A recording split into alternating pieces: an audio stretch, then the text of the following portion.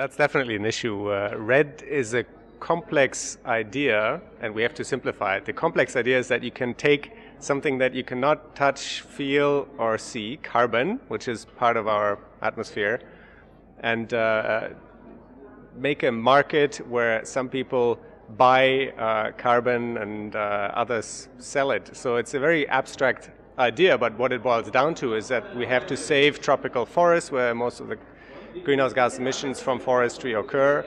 And the more you go to the ground level, the more concrete the activities become. But communicating what needs to be done is a challenge. One way to simplify it and to explain it would be that we need to overcome obstacles both in developing and in developed countries to channel funding into sustainable forest management, build the capacity for sustainable forest management. That is, of course, closely linked with sustainable land use. There's, Mark Twain once said, buy land, they're not making it anymore.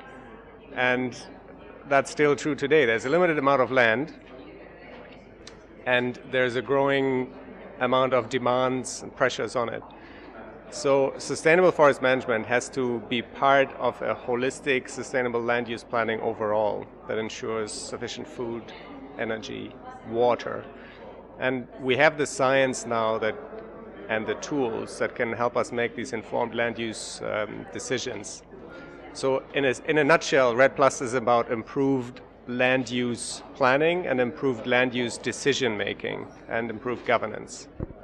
And let's be clear here, because I remember at the last climate talks there was a group of quite vociferous Bolivian protesters who were saying, banging their drums every morning as I walked into the conference centre, and they were suggesting that REDD Plus projects were stealing their land and putting it into the hands of private investors, private, I guess, anonymous investors who they could never hold accountable. So let's be absolutely clear. Is that what REDD does, or have they got it wrong?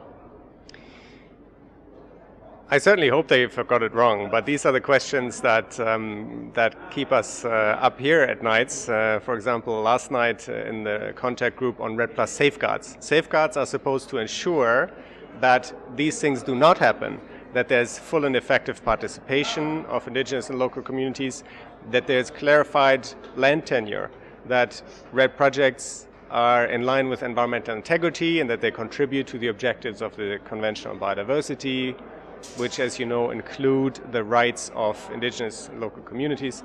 So certainly that is not the intention of REDD Plus.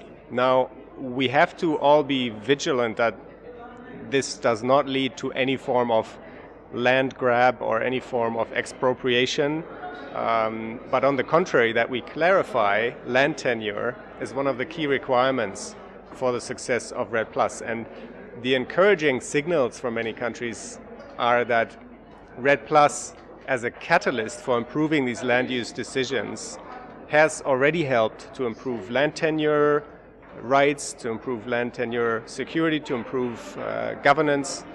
And we need to further promote and encourage that progress in developing countries.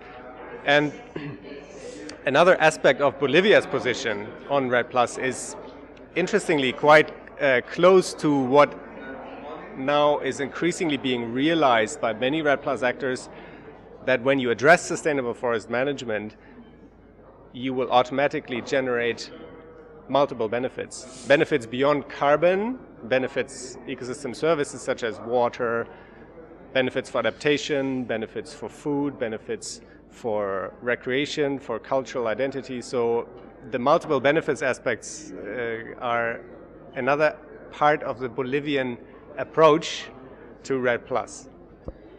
And it's been clear from this conference that forests are under increasing pressure all around the world.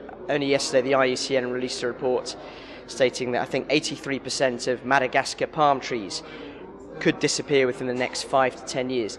To what extent is REDD designed to restore forests as opposed to simply protect what is already there? There are 5 activities under REDD Plus that countries can choose to embark on. It's reducing emissions from deforestation, reducing emissions from forest degradation, and then there's the plus, which can be conservation of forests, sustainable management of forests, and enhancement of forest carbon stocks. Now that's a rather technical term, but it can mean that you restore forest landscapes, that you reforest areas that have been deforested, that you restore degraded ecosystems, and of course it can also mean that you restore forest landscapes and thereby help threatened endangered tree species to rebounce. And I think that the restoration potential of REDD+ has been underestimated, both in terms of the carbon potential, but also in terms of the livelihoods and multiple benefits potential. And there are now efforts underway to meet the CBD Aichi target 15, that we should restore at least 150 million hectares of forest landscapes worldwide.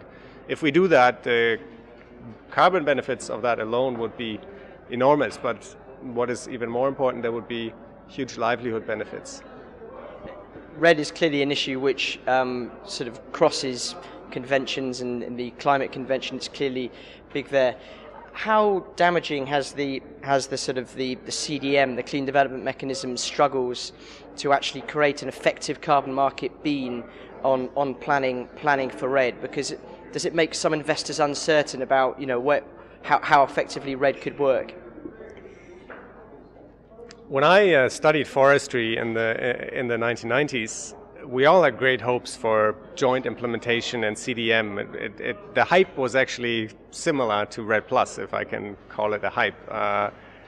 Now, we all know that it didn't live up to its expectations.